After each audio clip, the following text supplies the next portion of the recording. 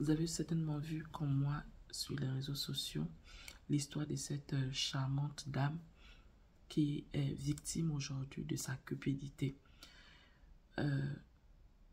Ma vidéo aujourd'hui n'est pas là pour pouvoir l'incriminer parce que elle est en train de vivre déjà quelque chose de pas bien. Donc l'incriminer, ce ne sera pas une chose extraordinaire.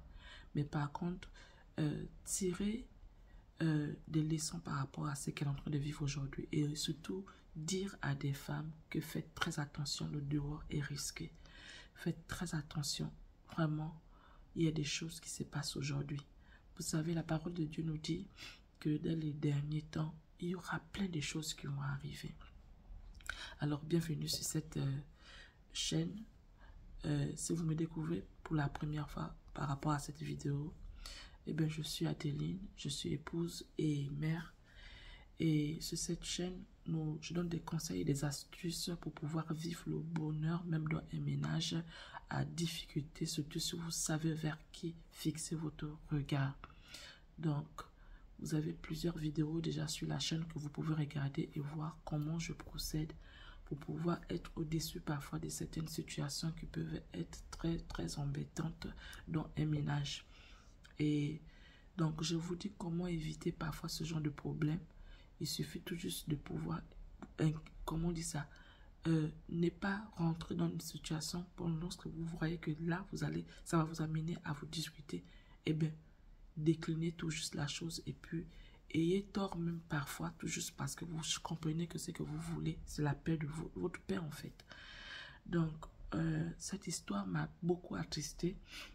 Je n'ai pas regardé toute la vidéo parce que je n'ai pas la force de regarder toute la vidéo.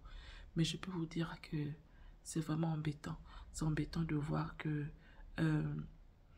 c'est pas la première fois qu'on parle de ce genre de situation. Au fur et à mesure que les choses avancent, que les années avancent, il y a des choses qui se créent de temps en temps. Avant, on pouvait entendre des histoires comme la personne a coupé cette partie. Vous voyez, je vais essayer de m'élever pour que vous puissiez voir. A coupé cette partie, je n'ai pas envie d'en parler. Ou couper ce qui fait qu'elle peut avoir du plaisir donc entre ses jambes. C'était ça. On a entendu plusieurs choses. Et au fur et à mesure qu'on avance dans la vie, que les années passent, il y a comme des choses qui ne font qu'arriver. Tout le temps, c'est des histoires et les gens en parlent. Et moi, ma question que je me demande, est-ce que ces personnes qui tombent dans ce genre de travers, est-ce qu'elles sont au courant des choses qui se passent? Est-ce qu'elles savent que ce qu'elles vivent, il y a des gens qui ont déjà vécu la même chose qu'elles? Parce que si ces personnes étaient au courant de ces choses, je pense que ce sont des phénomènes qui devaient quand même s'arrêter ou encore décroître. Mais au fur et à mesure qu'on avance, eh bien, on a l'impression que les choses ne font qu'arriver. Et c'est vraiment déplorable de voir qu'une belle et charmante dame comme ça va mourir bêtement à cause de la cupidité. Et c'est même pas que ce serait la dernière personne qui va vivre cela. Non. D'ici un mois, peut-être que c'est trop loin, on va encore entendre une histoire similaire. Et je me demande comment on fait. Est-ce qu'on entend ça ou pas? C'est vraiment triste. Et ce qui m'attriste le plus, c'est parce que dans ma famille, nous avons été victimes aussi de ça. Nous avons été victimes de ça, ce qui fait que quand j'entends ce genre de choses, je suis tellement abattue, attristée et je me dis, est-ce que ça va finir un jour? Est-ce que ça va finir un jour? Vous voyez, moi j'ai appris en province. J'ai appris en province et depuis que je suis petite, je pense que à l'âge de 7 ans, 6 ans ou 8 ans, je ne me rappelle plus trop, là où j'ai grandi en province, parce que j'ai fait 2 provinces avant d'arriver à la capitale, je commençais déjà à vendre au marché. J'avais déjà cet esprit-là de vendre. Je vendais des choses, vraiment pas grand-chose, mais par la grâce de Dieu, ça fonctionnait vraiment. Et j'avais déjà cette culture de l'argent. Et à l'époque, l'argent, c'était pas... Tu n'avais pas besoin d'avoir beaucoup pour pouvoir, parce que le coût de vie était moins cher. Donc, quand tu avais quelque chose, tu étais bien. Et c'est comme ça comment je commençais à économiser de l'argent. Économiser, c'était pas grand-chose, mais j'économisais. Et pour l'époque, c'était beaucoup. Et puis par la suite, je vais dans une autre province parce que après, je vais poursuivre mes études dans une autre province. Là-bas, je commençais par faire aussi la même chose à vendre, plus au marché, mais je vendais par exemple des glaces et autres là où j'habitais. Je vendais. Et en classe de troisième, j'ai ouvert mon compte bancaire pour la première fois. Et quand j'ai ouvert mon compte bancaire, je continuais à travailler. C'était des salaires vraiment miséreux, mais j'étais contente de savoir que je travaillais mon argent et je pouvais mettre ça dans mon compte. Et une fois que j'ai obtenu mon bac, cet argent m'a fait énormément de bien parce que je me suis retrouvée avec une grosse somme dans mon compte. Parce qu'il faut dire que là où j'habitais, il n'y avait pas de... Là où, dans la deuxième province, là où j'étais, il n'y avait pas de banque. Donc, quand j'économisais mon argent en travaillant à gauche, à droite, quand les vacances arrivaient et que je pouvais voyager, je partais mettre tout mon argent en banque jusqu'à ce que j'ai obtenu mon bac. Quand j'ai obtenu mon bac, j'arrive, mes parents n'ont pas construit à la capitale, là où c'est toutes les universités. Donc, je vais habiter chez les tantes. Et quand je vais habiter chez ma tante, c'est un endroit luxueux. C'est un endroit où tu côtoies l'élite du pays, où tu côtoies les enfants de l'élite. En tout cas, c'est des personnalités, des grandes personnalités de la place. Et j'habitais dans cet endroit, mais quand j'arrive, je me rends compte que la maison où j'étais, eh bien, les filles avaient pour activité tout juste sortir, aller en boîte avec ces personnes-là et tout, parce que c'était leur milieu, donc, et moi, c'était pas mon milieu, donc je me retrouvais pas. Vous savez, nous, les enfants de pauvres, quand on arrive, on veut absolument réussir, on veut pas suivre ce que les enfants de riches et tout. Donc, moi, je viens avec cette mentalité où je sais que je suis là pour pouvoir faire mes études et réussir, donc je ne peux pas vivre la vie des gens que j'ai trouvés dans cet endroit. Je profite de leur cadre, ok, mais je ne vis pas leur vie. Et là, je tombe sur l'une de mes cousines moins âgée que moi, peut-être de 3 ans, ou 3 ou 4, 5 ans peut-être, mais quelqu'un qui était déjà très, très rusé et très expérimenté dans ce genre de vie. Et ce qui m'avait sidéré avec cette personne, c'est que je pouvais voir l'argent que cette personne l'a ramené à la maison, mais elle ne faisait rien avec cet argent. Un jour, je me rappelle, je l'ai prise et elle revenait de ses... Parce que je l'accompagnais souvent, parfois dans ces grooves. Bon, je ne sais pas s'il faut appeler ça groove, mais quand elle avait rendez-vous avec ces messieurs et autres, les messieurs de la place et tout, des gens qui avaient l'âge de son père ou peut-être même de son grand-père, un truc comme ça. Et elle avait un corps structuré, un corps vraiment... un très beau corps, un très beau visage. Tout, en tout cas, tout en elle était posé, c'était bien fait. Elle était très jolie. Ma cousine en question avec le teint que les gens aiment là, vous voyez. Donc, c'était une petite tellement, mais naïve. Elle était belle, très belle, mais naïve.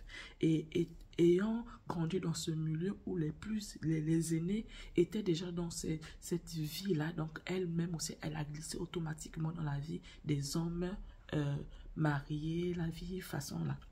Donc c'était carrément le chemin qu'elle devait suivre. Donc moi quand j'arrive chez eux, eh bien pour eux ils se disent que moi je vais faire comme elle. Mais moi j'ai une autre mentalité, ça c'est pas ma vie et tout. Donc j'observe comment ça se passe et tout.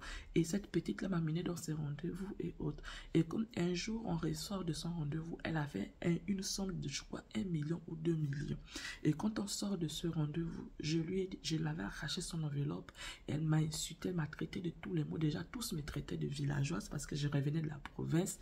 Donc même les hommes en question me traitaient souvent de villageoise parce que j'avais l'habitude de leur dire mais c'est pas sérieux, c'est une petite et vous êtes tellement âgé, vous êtes vieux, comment vous pouvez faire ça et tout.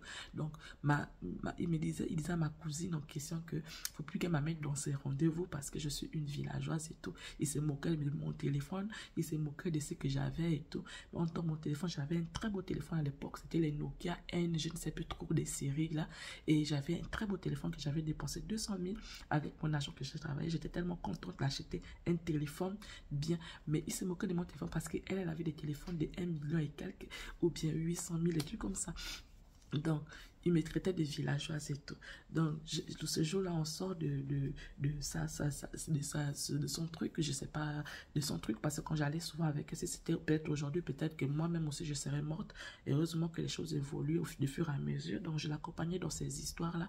Et parfois, on me laissait, par exemple, si c'est dans un hôtel, on va me laisser, par exemple, à la réception, on me demande de commander tout ce dont j'ai besoin. Et par la suite, quand elle sort, on peut rentrer et tout. Donc, j'ai vraiment fait des trucs, je ne comprenais pas grand-chose.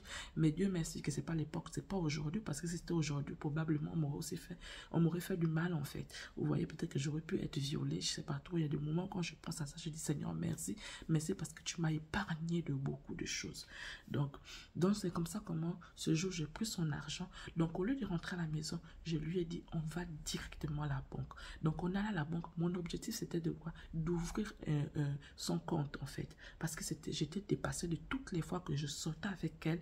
Et bien, elle rentrait toujours avec des sommes genre 1 million.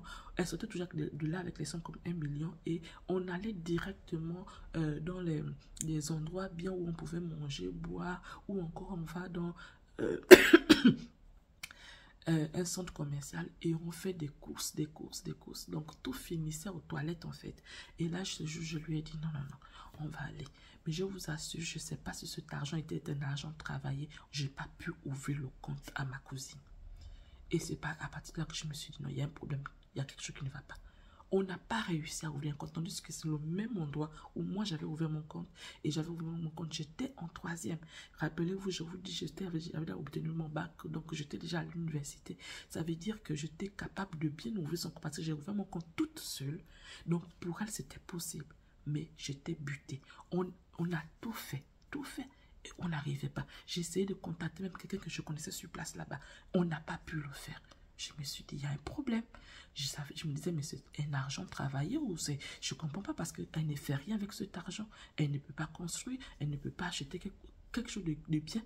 On allait seulement au centre commercial acheter ce que elle pouvait porter ou ce qu'elle pouvait... C'était tout ce qu'on faisait avec cet argent. Donc, dans la semaine, tu pouvais voir la fille se retrouver avec 5 millions, mais 5 millions qu'elle n'a rien fait du tout. Et c'était bizarre en fait. Donc, je réfléchissais beaucoup.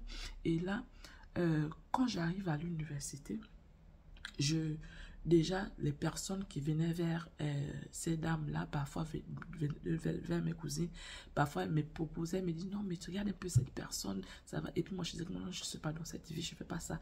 Et je m'attendais plus avec les chauffeurs de ces hommes. Donc, je m'attendais qu'ils soient les chauffeurs ou les gardiens, des trucs comme ça de ces hommes. Mais avec ces hommes, je ne m'entendais pas.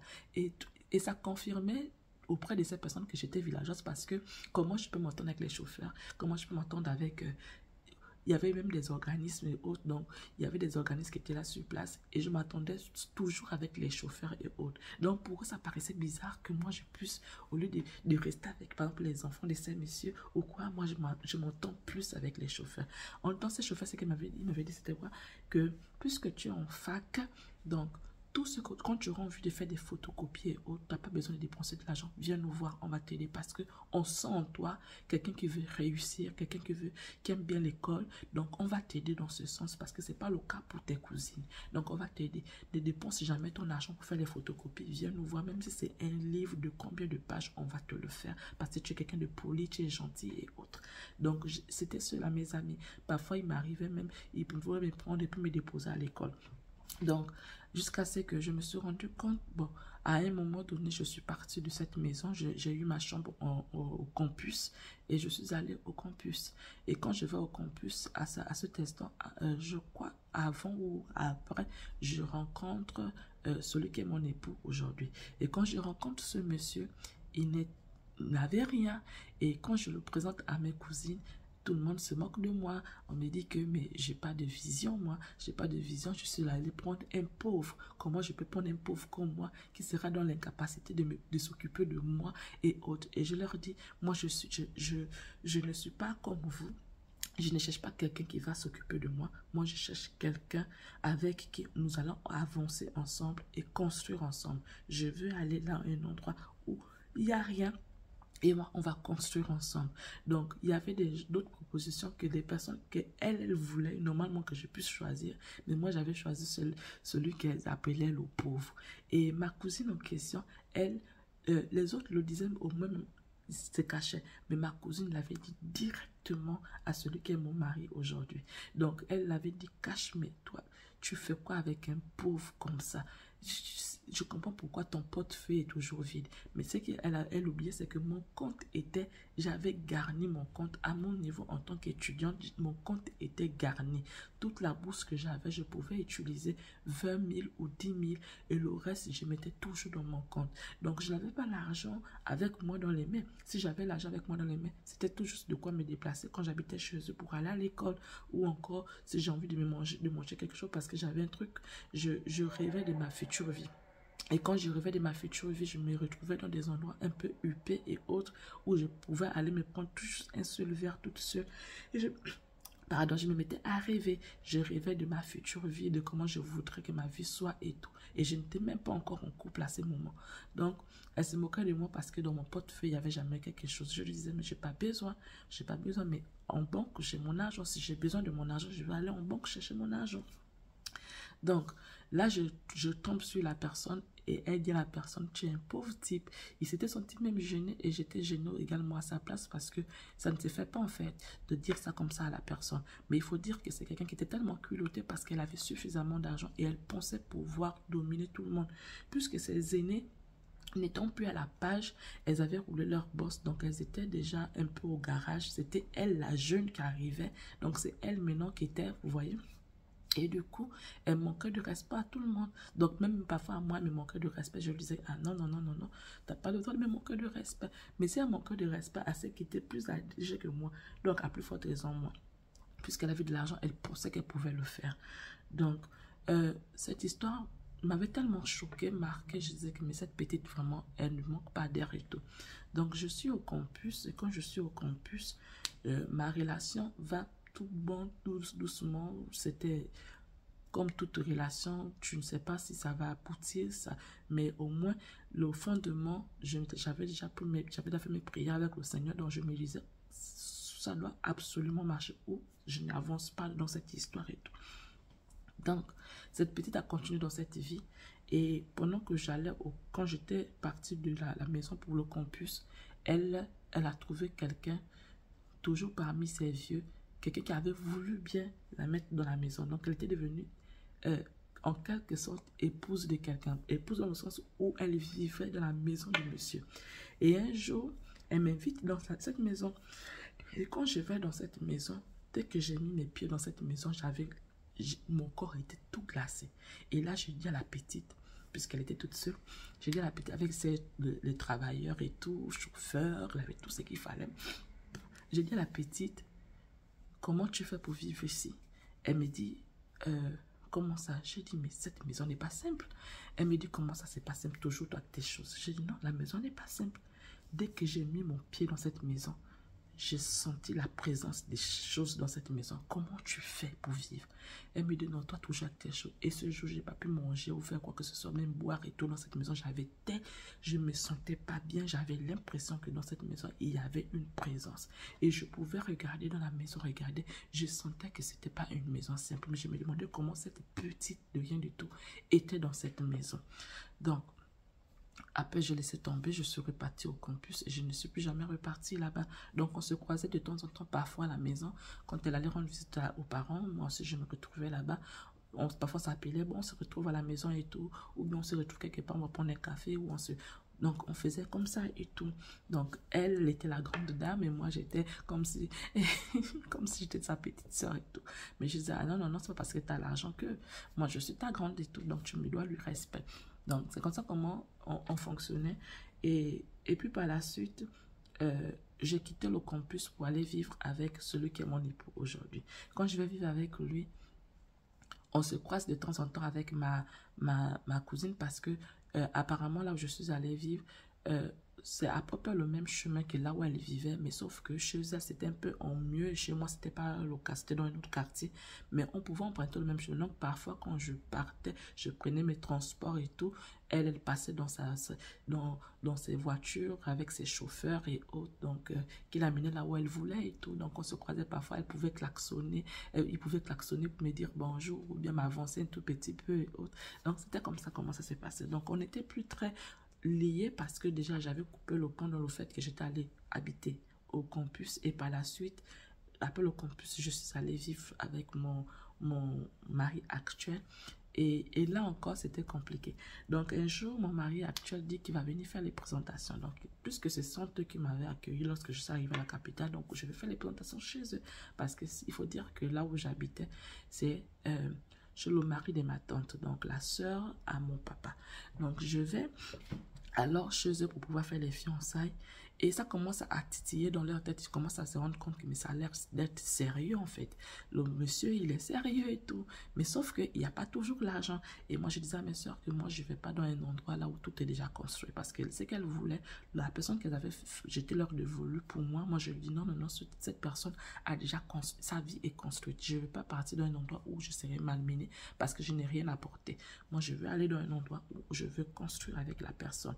Peu importe si je travaille au moment là où il construit, mais si je suis avec lui et qu'il arrive à construire, je serai au moins heureuse de savoir que parce que je suis dans sa maison et que je lui donne des bons conseils, voilà pourquoi il construit. Mais aller dans un endroit là où on a déjà construit, on a des véhicules, on a autre, je ne me trouve pas, je ne serais pas à l'aise dans ce genre de maison. Donc, je l'avais décliné là où elle voulait me diriger et puis c'était quelqu'un d'aisé. J'ai dit non, non, non, moi je peux faire quelqu'un qui n'a rien comme moi. Comme vous dites que moi je suis pauvre et tout, je peux faire cette personne et puis on va avancer ensemble. Donc, j'avais fait mon choix comme ça. Et quand la personne décide de venir faire les présentations chez eux, donc ça commence à faire des trucs dans leur tête. Ils commencent à dire, ah, c'est quand même quelqu'un de sérieux, il n'a rien, mais il vient faire des présentations. Donc, on finit les présentations. Ma soeur vient me dire, mais ma cousine, donc, elle vient me dire, mais ça a l'air d'être sérieux. Apparemment, le pauvre fait des bonnes choses. Je dis, oui, le pauvre fait des bonnes choses. Et mon mari n'a jamais oublié cette histoire. Donc, après les présentations, puis par la suite, on a fait le programme pour pouvoir faire le mariage coutumier et le mariage civil. Quand on fait le programme pour faire le mariage coutumier, le mariage civil, vous savez ce qui se passe? Un jour avant le mariage coutumier, eh bien, ce pauvre qu'on disait tant avait obtenu une prime, je ne sais pas comment il faut appeler ça, une nomination, au point où je me retrouve dans ce pays que le Japon. Donc, il avait bénéficié de cette, je ne sais pas s'il faut dire prime ou bien comment on dit ça, en tout cas, il a été nommé, un truc de ce genre et tout. Et là, ça commence par titiller sérieusement dans la tête de ma cousine qui commence à dire, mais attends, mais toi, tu as la vision, franchement. Donc, elle part de là où elle me disait que j'avais choisi un pauvre pour me dire que j'ai de la vision. Et je lui disais, désolé que ça soit long, vraiment, c'est une story time pour pouvoir encourager certaines femmes qui pensent que c'est mieux d'aller dans les endroits là où tout est déjà fait. Non, allez-y là, vous allez construire. Peu importe si la personne n'est pas reconnaissante et vous abandonne, c'est pas grave. Au moins, vous n'êtes pas allé dans un endroit là où c'est déjà fait et puis on va vous malmener. Donc, je reviens sur mon truc. Donc, avant le mariage coutumier, cette personne qui était tant sous-estimée par certains membres de ma famille était surpris parce que mon mari avait été nommé bien avant le mariage et même là encore. Et là, elle me dit, mais tu as la vision et tout. Je dis, non, c'est pas la vision, c'est la grâce de Dieu. Quand tu marches avec la grâce de Dieu, eh bien, tu écoutes le Seigneur. Vous avez vu que c'était quelqu'un qui était pauvre. Oui, c'est pas vrai. Et c'est pas faux que c'était quelqu'un qui était pauvre. Mais moi, j'ai pas vu cela. Moi, j'ai dit, moi, je vais pas rentrer dans la vie de quelqu'un et puis la vie reste stable. Moi, je suis un enfant de Dieu. Je rentre dans la vie de quelqu'un et bien, on doit évoluer. Et c'était ma philosophie. On doit absolument évoluer. Ensemble, on doit évoluer. On doit atteindre l'objectif que le Seigneur nous a demandé, nous a permis qu'on puisse obtenir ensemble. Donc, à ce niveau, toutes les personnes étaient scandalées. Choquées, je vais dire ça comme ça. Scandale choqué, bon, c'est un mot que j'ai entendu quelque part. Ça, je ne sais pas si ça existe, je ne crois même pas que ça existe, mais en tout cas, c'est pour dire que non seulement c'est un scandale pour eux, mais ils sont en même temps choqués. Donc, de voir que cette personne qu'ils avaient tant sous-estimée pouvait être quelque part. Donc, pour eux entendre qu'il devait aller au Japon, ils se disaient, mais c'est pas possible, c'est pas ce monsieur qu'on a connu, c'est pas ce monsieur qu'on a vu. Pour eux, vraiment, c'était peut-être quelqu'un qui sans avenir, en fait. Mais malheureusement, les plans de Dieu, c'est autre chose. Dieu a permis autre chose. Il s'est retrouvé un jour avant le mariage. Donc, on s'est marié le 3 juillet et le 2 juillet, la nomination est tombée. Et quand on s'est marié, les gens ne font que murmurer, ils font que parler entre eux. Il paraîtrait que, ils vont partir. Donc, quand ils s'est mariés là, après ils partent. Dans ce jour du mariage, c'était tellement rigolo que les gens murmuraient au point où tout le monde était au courant. Même mon mari était au courant qu'on parlait. Les gens parlaient. toujours, parlait. Et même dans sa famille, les gens disaient, mais vraiment, toi, tu es chanceuse. Hein? Comment ça se fait-il que... J'ai dit, non, ce n'est pas de la chance, c'est la grâce de Dieu et tout. Donc, c'est tout juste pour encourager une sœur que ne cherchez pas là où tout est déjà rose, tout est déjà fait. Parce que vous ne connaissez pas comment ces personnes ont construit là où ils se retrouvent aujourd'hui. Vous ne connaissez pas les sacrifices qu'ils ont pu avoir. Vous ne connaissez pas la personne avec qui il a conçu cette chose et vous venez détruire. Vous ne connaissez pas. Vous ne savez pas comment ça a commencé. Vous ne connaissez pas ces choses. Et ce sont les malédictions que vous êtes en train de vous attirer dans votre vie. Donc, il faut faire attention quand vous rentrez dans la vie de quelqu'un. Rentrez dans la vie là où vous savez que vous avez conçu. Mais vous avez vu quelqu'un qui a conçu et vous venez vous mettre là-dedans. C'est pas bien. Faites très très attention. C'est pour ça que vous vous retrouvez avec les asticots entre vous. C'est pour ça que vous vous retrouvez à faire n'importe quoi. Et après, vous allez vous asseoir dans les églises. Et dans les églises, on abuse encore de vous. Faites très très très attention. Allez-y dans les endroits où vous allez construire. Vous allez dire, ok, quand je vais partir là où il faut construire, et après cette personne va m'abandonner pour pouvoir aller ailleurs. Il n'y a pas de souci. Si cette personne t'abandonne pour pouvoir aller ailleurs, mais tu sais le degré du karma que cette personne aura parce qu'elle t'aura abandonné, il n'y a pas de souci. Ne vous mettez pas dans les histoires louches à cause de ça. Cherchez, allez pas à pas. Allez-y petit à petit et le Seigneur va vous bénir. Si vous avez un objectif dans votre vie, vous savez que vous avez le Seigneur dans votre vie et que vous savez que le Seigneur est pour vous. Vous comprenez que quelque chose qui peut vous arriver, le Seigneur va vous sortir toujours de là. Et il va vous sortir de là gagnant. Si c'était pour que cette personne finisse par partir avec une autre femme, le Seigneur trouvera un moyen pour pouvoir vous bénir autrement. Ça veut dire que cette personne n'était pas à vous et le Seigneur va vous bénir autrement. Ne cherchez pas à courir. Ne cherchez pas à courir parce que ce qui existe aujourd'hui sont des choses qui ont existé. Je vais terminer avec l'histoire de ma cousine. Ma cousine qui avait traité mon futur mari à l'époque de pauvre type n'avait plus que ses yeux pour pleurer. Quand elle a vu le mariage, elle assiste au mariage, elle m'a dit, ah ça, je ne savais pas que ça devait arriver ici. Et quand elle a su que nous étions appelés à partir au Japon, elle a dit, tu as vraiment de la vision. Ton Dieu là, il est vrai. Et puis je suis partie du pays. Je me suis retrouvée aujourd'hui au Japon. Toutes les choses que je rêvais quand j'allais, je sortais pour pouvoir me mettre dans un endroit pour manger toute seule. J'imaginais les choses, je n'étais même pas encore en couple. Ces choses-là, je les ai vues quand je suis arrivée ici. Tout ce que j'ai rêvé, ce sont les choses que j'ai vécues ici. Et derrière moi, quand j'arrive ici, une nouvelle triste tombe derrière moi. On me dit, ma cousine est sérieusement malade. Elle a quoi? Elle a le A. Attends, je vais dire en français. Le S-I-D-A.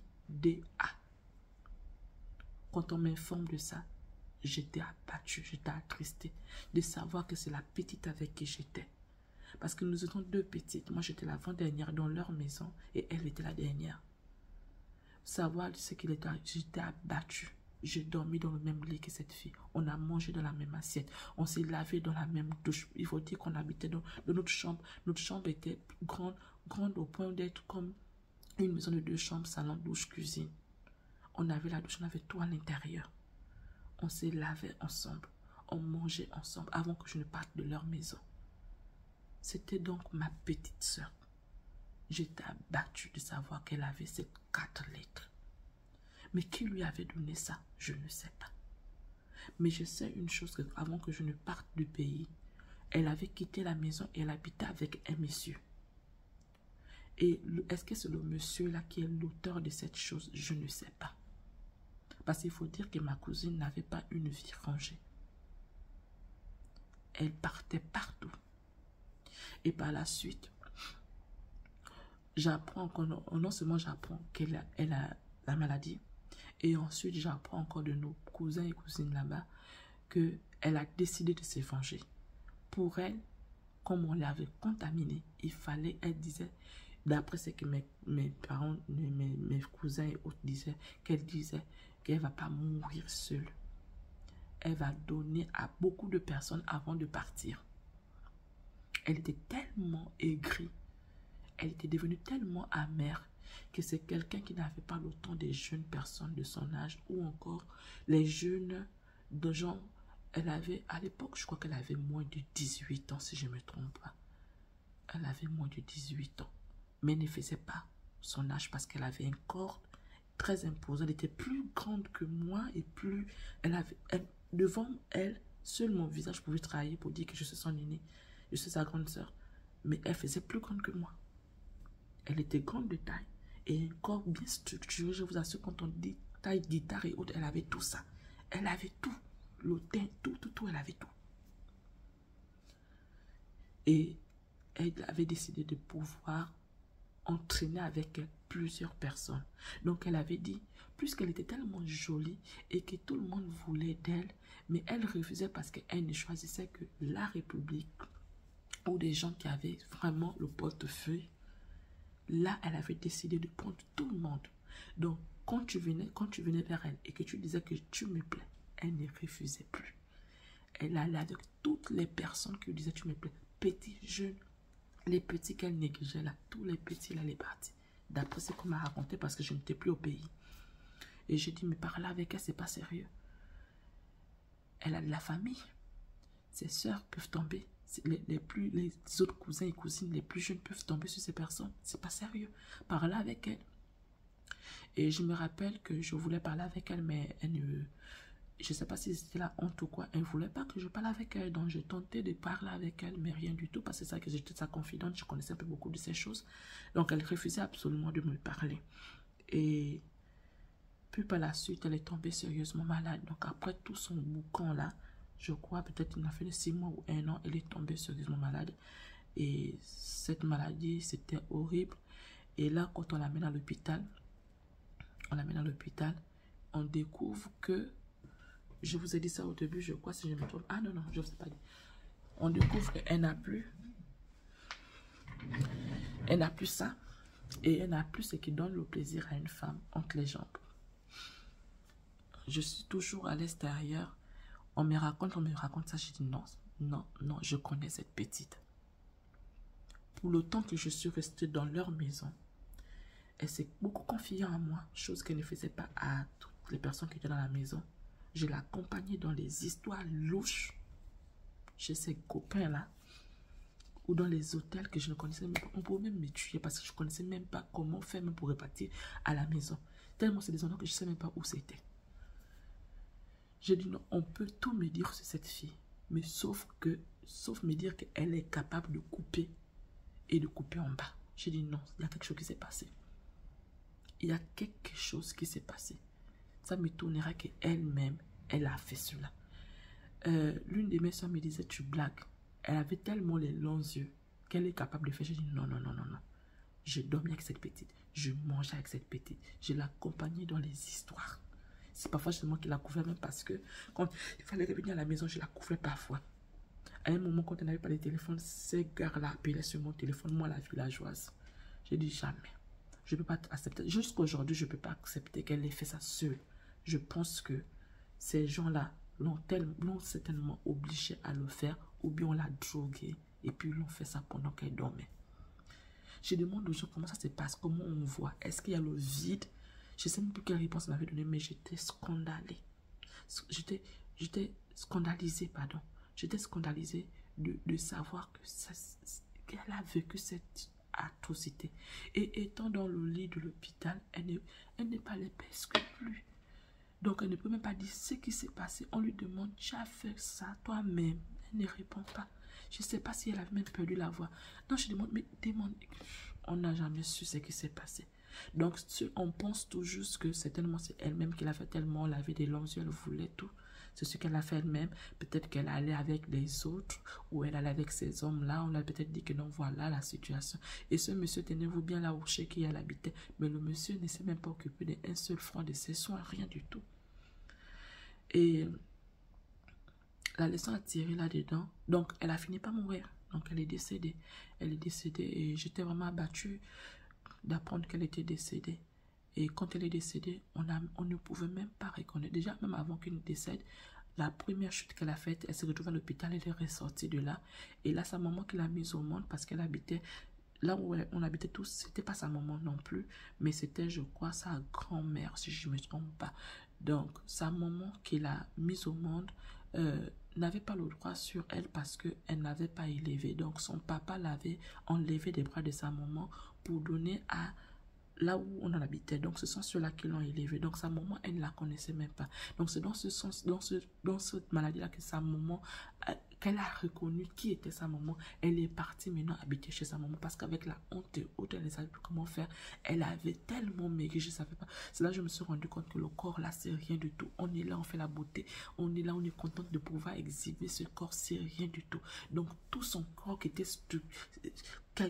qu'on avait l'impression qu'on avait, Dieu avait pris son temps pour pouvoir sculpter, le corps était devenu, tout était affaissé ou perdu, donc c'était flat et haut, donc elle avait perdu ses formes, elle avait tout perdu, tout. Elle allait chez sa maman, et c'est là que je découvrais que donc sa vraie maman vivait, et sa maman était praticienne, donc sa maman essayait de faire des choses, les messieurs de leur praticienne, comment vous appelez ça. Et je pense qu'elle avait repris un tout petit peu, mais elle n'avait pas repris toute sa forme. Donc, le peu qu'elle a repris, au lieu de s'asseoir, madame est repartie dans son vouloir partager cette histoire. Et c'est comme ça comment elle a encore fait une autre chute. Et quand elle a fait une autre chute, c'est cette chute-là qui l'a portée déjà à la mort. Elle est décédée. Et ceux qui l'ont vue ont dit que elle était horrible à voir. Horrible. Parce que elle dépérissait pendant qu'elle était vivante. Mais avant ça, elle a fait encore une chose horrible. Tous les chauffeurs de ces personnes avec qui elle est passée, madame est partie chez les chauffeurs là. Je ne sais pas si elle avait la haine aussi pour ces chauffeurs ou quoi, je ne sais pas. Elle est partie chez ces chauffeurs là. Est-ce qu'elle était à la recherche de celui qui lui avait donné cela? Je ne sais pas. Même les enfants de ces messieurs, elle est allée. D'après ce qu'on m'a raconté, hein, parce qu'elle était devenue tellement aigrie. Elle a pris les enfants de tous ces messieurs. Elle a allé. C'est une belle fille, c'est une belle fille. Donc elle a pris les enfants de ces messieurs. Elle a pris les chauffeurs, tous les travailleurs de ces gens. Elle a pris. Voilà pourquoi moi je me dis, même quand j'aurai suffisamment d'argent dans ma vie, je vais toujours me méfier des chauffeurs, des cuisiniers, des quoi. Je ne sais même pas si j'aurai une cuisinier dans ma vie, parce que j'aime bien cuisiner, je pense que je vais continuer à cuisiner toute ma vie. Chauffeur, je vais faire attention. Gardien, je vais faire attention, parce que ce sont des personnes qui vont marier. On voit dans les histoires louches, vous voyez, ces hommes avec qui elle sortait, les chauffeurs connaissaient. Lorsqu'elle voulait sortir de la maison, on l'avait dit d'appeler le chauffeur, n'importe quel chauffeur, puisque ce sont des gens qui sont véhiculés, ils ont plusieurs véhicules, donc elle peut appeler, ils ont déjà mis un chauffeur à sa disposition. Donc elle appelle seulement le chauffeur, en temps le chauffeur travaille chez l'épouse de monsieur, avec le monsieur. Mais ce chauffeur sait que la copine, la maîtresse du patron habite à tel endroit et il doit travailler pour cette personne. Donc, quand elle avait besoin de quoi que ce soit, elle appelait le chauffeur. Elle avait ses chauffeurs, puisque ce n'était pas un seul homme, c'était plusieurs hommes. Donc, elle avait les chauffeurs de ces hommes-là. Si un était occupé, elle avait un autre chauffeur. Vous imaginez? Elle a pris toutes ces personnes-là, les enfants, garçons, les chauffeurs. Et c'est ce qui m'avait vraiment attristé. Je dis non, là, je ne suis pas d'accord. Donc, je pense que c'est ce qui a fait en sorte que le Seigneur la rappelle vite, parce qu'elle n'a pas duré. Elle n'a pas duré, elle est partie. Elle est partie parce que franchement, ce qu'elle faisait, c'était du boucan. Donc, quelle est la morale d'histoire dans tout ça? Je tente de parler de cette dame qui se retrouvait avec les asticots entre elles. Les asticots, peut-être que c'est la mode aujourd'hui, c'est ce qui se passe aujourd'hui, mais avant, les gens s'étaient coupés ceci et puis coupés là-bas. Donc, c'est pas des choses qui sont nouvelles aujourd'hui, mais c'est des choses que vous devez vraiment faire attention. Faites très attention, ne partez pas faire n'importe quoi parce que vous avez besoin d'argent. Je suis désolée.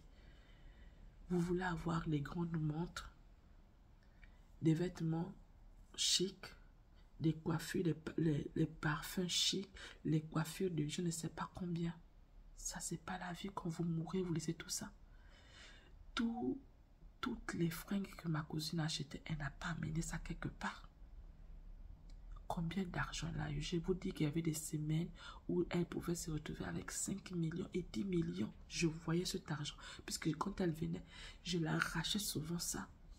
Quand elle sortait de ces endroits, puisque je l'accompagnais parfois, je l'arrachais cet argent. J'ai dit non, il faut qu'on fasse. Tu dois faire quelque chose avec cet argent. Mais il n'y avait rien à faire. Je ne sais pas si c'était un argent travaillé. Il y avait que dépenser. Des fringues, les fringues. acheter les sous-vêtements de marque pour toujours les blaser. C'était tout, les sacs. Et elle n'était même pas le genre s'habiller les choses qui coûtent cher. C'était pas son genre.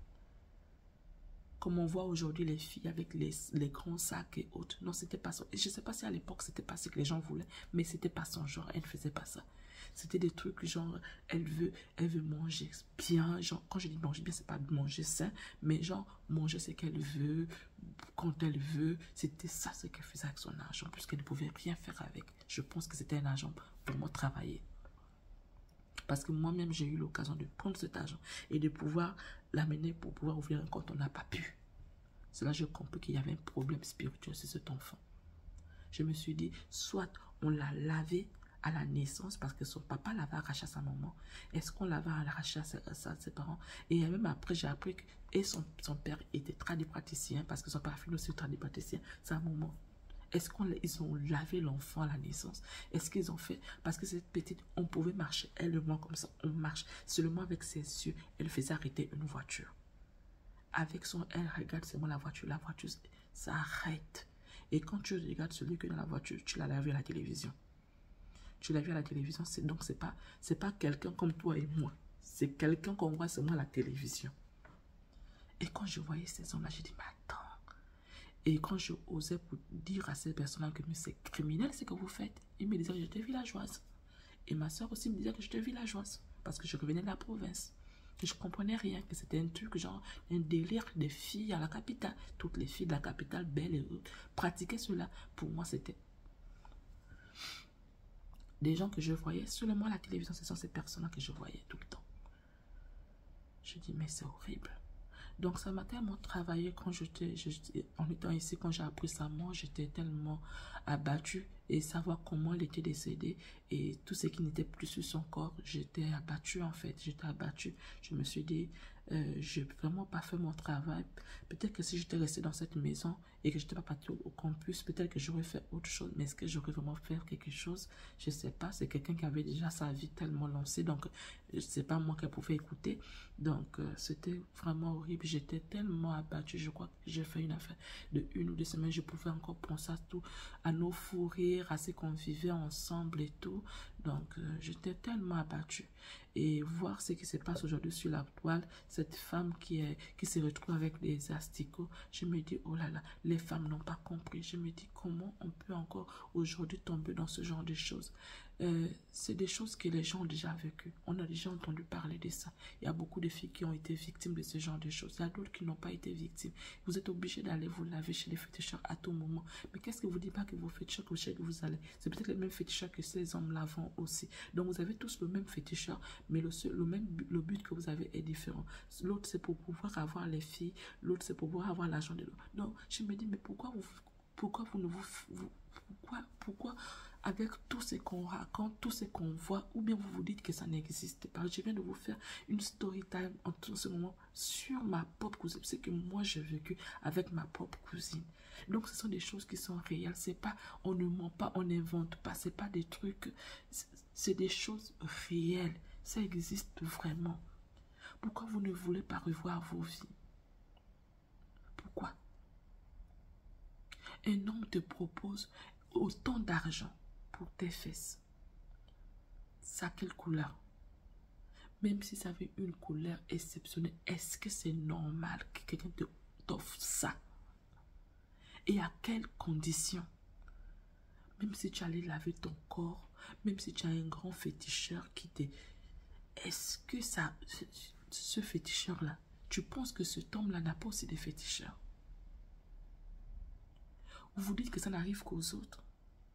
Ça ne peut pas m'arriver. Non, ça va vous arriver. Si vous n'êtes pas encore tombé dans ce genre de situation, c'est que le Seigneur vous préserve encore. Mais jusqu'à quand il va vous préserver? Jusqu'à quand il va vous préserver? Vous menez votre vie dangereusement. Si vous ne vous arrêtez pas, vous allez finir comme toutes ces autres personnes. Mourir bêtement. Il y a une chaîne qui relate des choses là. Allez, écoutez. C'est des choses qui donnent froid au dos. Tu te dis, mais ça existe vraiment? Les gens sont en train d'imaginer les choses. On fait pipi sur vous, on fait caca sur vous, on vous fait manger les excréments. C'est des choses. Ça change au fur et à mesure. On vous demande d'avoir des rapports avec des animaux. Au fur et à mesure, vous créez au nom de l'amour, au nom de je ne sais pas quoi. Vous créez les choses, vous créez. Où est-ce qu'on va? Déjà, on n'est pas nombreux en Afrique. Bon, c'est sûr que chez les Blancs, ça existe. Mais moi, je n'ai rien à foutre. Je parle pas d'eux, je parle de nous parce qu'on n'est pas nombreux en Afrique. On veut développer l'Afrique. On veut avoir, comment on dit ça? Un développement démographique. Mais c'est vous qui pouvez encore mourir bêtement parce que vous êtes avide d'argent. Parce que vous êtes cupide. Si tu te restes dans ton coin, moi j'ai vendu le pain en tant qu'étudiante. Je prenais le pain, j'avais mon sac de l'école, j'avais mon sac là où je mettais le pain et j'avais un autre sac là où je mettais mes salades. Je vendais ça à mes amis étudiants. Et je gonflais mon compte. En tant qu'étudiante, j'ai commencé depuis. Mais aujourd'hui, vous ne voulez plus faire les choses qui sont pour vous donner de l'argent. Vous voulez vite réussir sur le dos de certaines personnes en faisant pleurer certaines femmes. Vous voulez réussir. Vous voulez aller dans les endroits où les femmes ont déjà fini de construire. Vous ne connaissez pas les pactes que ces femmes-là ont signés avec les hommes.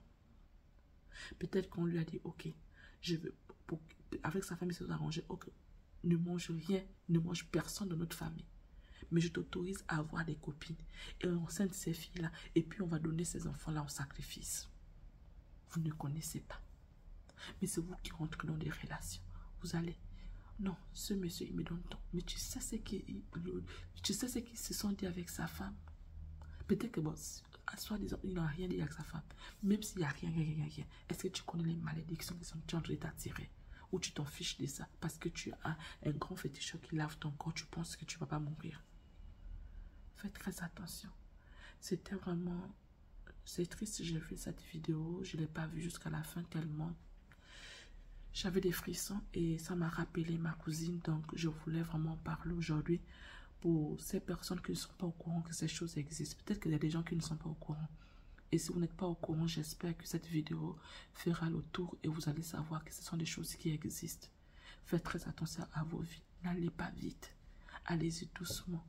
Dites-vous que si vous prenez quelqu'un qui n'a pas réussi, vous allez réussir ensemble. Vous allez vous donner tous les moyens possibles pour pouvoir réussir. Mais pas faire en sorte que vous allez perdre votre vie bêtement. Vous êtes belle, vous avez tout ce qu'il faut. Ma cousine était tellement belle, avec tout ce qu'il faut. Mais elle est partie bêtement. Ma cousine est morte, je ne sais même pas si elle est morte même à 25. Elle avait même 25 ans, je ne sais même pas si elle avait 25 ans. Une belle fille, avec tout ce qu'il faut sur elle. Elle est décédée bêtement. Parce qu'elle avait des longs yeux. Elle voulait réussir. Pas réussir même, puisqu'elle ne réussissait même pas. Elle voulait avoir toujours le portefeuille qui pèse. Alors, quand je pensais, elle me disait, toi, toujours avec ton portefeuille vide. Hey, toi, toujours avec ton portefeuille vide. Je dis, c'est pas grave. Laisse-moi ton portefeuille vide. Mais elle, avec son portefeuille plein, elle est partie bêtement. Bêtement. Qui lui a donné ça? Elle-même, j'en suis sûre qu'elle ne sait même pas, puisque quand elle a dit qu'elle va se venger contre tout le monde. Elle ne savait même pas qui. J'en suis sûre qu'elle ne savait même pas qui lui avait donné cela. Parce qu'elle partait à balles réelles. Même si elle ne partait pas à balles réelles. Est-ce que c'est une vie? C'est pas une vie. À beau dire à l'enfant, reste tranquille. Prends-toi un jeune tranquille. Et vous évoluez ensemble. Il y avait un jeune dans un ministère bien. Un jeune bien qui mourait pour elle. Il vient me voir, ta petite soeur là, je veux. Je lui dis, petite, regarde, me dit, regarde comment il est maigrelin. Je fais quoi avec un maigrelin comme ça? Tu sais que je n'aime pas les jeunes. Vous savez, lorsque une fille a été dépucelée par un vieux, cette fille-là, il y a les fortes chances qu'elle va continuer seulement avec les vieux. Elle, son premier homme, c'est les vieux. C'était un vieux. Donc, elle a continué avec les vieux. Pour elle, si tu n'as pas 50 ans, tu n'es pas un homme. Donc, c'est parti de 50 ans et plus là. Et c'est pas 50 ans qui n'a pas d'argent, c'est 50 ans qui a l'argent. Je dis que bon, ok, l'école, ça ne fonctionne même pas pour toi. Dis à tes vieux là de te trouver même au travail. Il y a beaucoup de femmes, des gens là qui sont dans les ministères là qui ont leur maîtresse. Toi, tu gagnes quoi? C'est moi, l'argent là, c'est tout. L'argent que tu fais même rien avec. Dis aux gens là de te mettre dans un ministère aussi. C'était pas dans ces délires où elle demandait comment on la trouvait bête ou comment je sais pas trop. Il ne réagissait pas. Donc, elle n'a rien eu. Elle sort de cette vie misérable, plus misérable même que la vie dans laquelle elle vivait. Morte à moins de 25 ans et bêtement avec le corps coupé à gauche, à droite. Sans que personne ne sache ce qui était arrivé. Qui t'a fait ça? Personne n'est au courant. Cette personne, je l'ai entendu crâner, elle vit peut-être sa vie tranquillement avec le pouvoir d'avoir coupé quelqu'un. Eh mon Dieu, quand je pense que je marche avec cette fille-là, on pouvait me mettre une drogue dans le gobelet, je bois, je suis déjà en train de dormir dans un lit et puis on finit avec toutes les deux. J'ai dit que Dieu m'a beaucoup aimé. Il m'a sorti des endroits vraiment horribles et sales. Dieu merci pour moi. Aujourd'hui, quand je parle dans mes chaînes, dans mes vidéos, certaines personnes vont peut-être dire que ce que je dis, c'est dans les livres que je suis allé prendre. Non, j'ai vécu des choses et par ces choses-là, j'étais obligée d'aller vers le Seigneur. Je savais que la seule personne qui pouvait m'aider par rapport à tout ce que je vivais, c'était le Seigneur. Et je me suis accrochée à lui comme ça. J'ai dit, c'est toi qui peux me sortir des situations dans lesquelles je vis.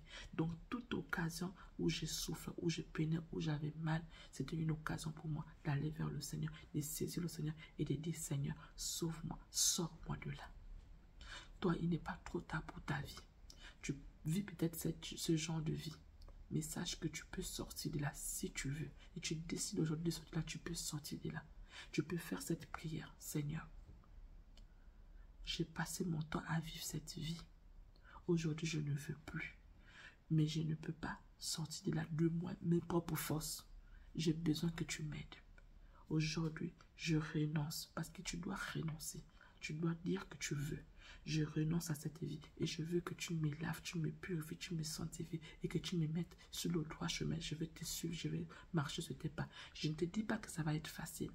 Tu seras tenté à plusieurs parce que si c'est ta vie, tu ne sais ce que tu vas vivre après. Ça va être difficile. Mais difficile pourquoi? Parce qu'il faudrait que tu repartes dans ce que tu as laissé. Mais toi, ne laisse pas cela. Dis au Seigneur, je veux te suivre.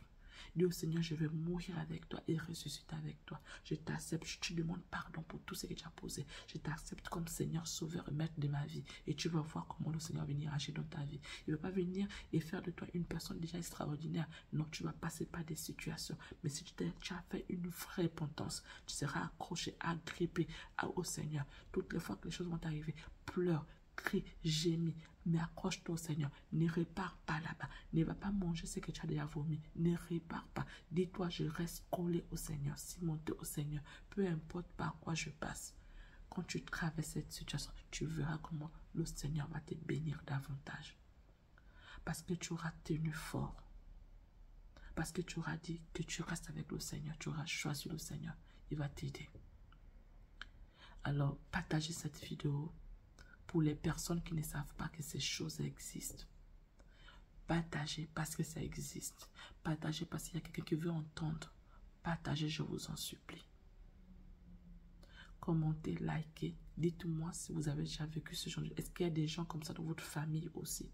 Est-ce que vous avez vécu ce genre de choses aussi dans votre famille? Et comment vous faites aujourd'hui lorsque vous voyez ce genre de choses arriver? Est-ce que vous compatissez? Est-ce que vous pleurez avec ces personnes? Est-ce que vous avez envie d'allumer votre caméra pour dire aux gens que arrêtez, arrêtez, arrêtez? Pas les condamner parce que les gens font certaines choses parfois.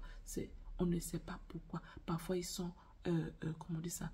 On travaille leur personne. Parfois, c'est dans l'argent qu'on leur donne. Je ne sais pas comment il faut justifier. Donc, ne les condamnez pas. Mais comment vous faites pour pouvoir amener ces personnes? Ce n'est pas une condamnation, mais on aimerait vous dire que revenez vers le Seigneur. Les temps sont difficiles. Les temps sont... Nous vivons les temps de la fin. Et si on ne s'accroche pas au Seigneur, il y a plein de choses qui vont encore arriver. Celui qui s'accrochera au Seigneur, c'est celui-là qui va suivre lorsque les choses viendront. Lorsque les vents bizarres viendront. Si tu accroches au Seigneur, c'est ceux-là qui vont suivre. Mais ceux qui ne sont pas accrochés au Seigneur ne pourront pas tenir. Je vous en supplie. Revenez vers la parole de Dieu. Lisez la Bible pour ne plus vous faire embarquer dans des situations comme ça. Vous n'êtes pas obligé d'avoir les sacs les plus... Moi, j'ai pas besoin. Si j'ai un sac où je peux mettre mes affaires, je mets. Si j'ai de l'argent, je peux m'acheter un truc que je veux vraiment avoir. Je peux faire une folie. Mais avec mon argent, que soit mon mari me donne ou quoi, c'est mon argent. Mais je ne veux pas aller et ne laissez pas les hommes, ne permettez pas qu'on vive. Ça vous fait quoi que vous soyez une femme draguée? Il y a des gens qui ont des considérations bizarres. Non, je ne me fais même plus draguer. Non.